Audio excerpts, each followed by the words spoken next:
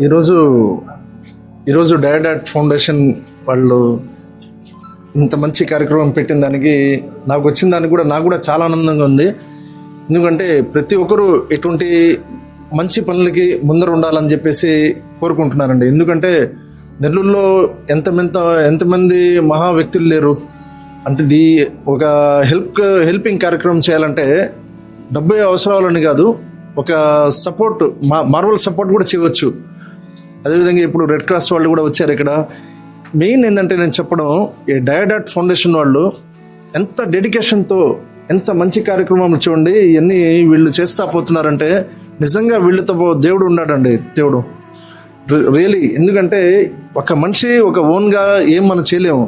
అది పై ఆయన మా మనసులో కూర్చుని పెడతాడు. అది అప్పుడే మనం ఎన్ని ఆలోచనలు మనలో వస్తాయి, మంచి వాళ్ళకే వస్తాయి.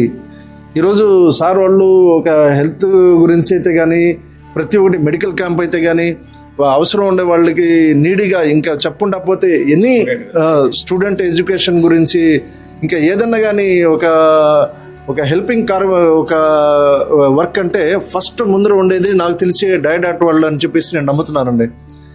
రియలీ నాకు ఈరోజు చాలా ఆనందంగా ఉంది. ఒక మంచి కార్యక్రమంకి వచ్చాను, నా ఒక సమయం ఈరోజు మంచిగా జరిగింది అని చెప్పేసి నేను భావిస్తున్నానండి. చాలా చాలా సంతోషం. సార్ వాళ్ళకి ఎటువంటి కార్యక్రమాలు ఇంకా బాగా చేయాలని చెప్పేసి నేను కూడా నా వరకు ఎంతవరకు అవుద్దో నేను కూడా సాయం చేస్తానని చెప్పేసి తెలియజేసుకుంటున్నానండి.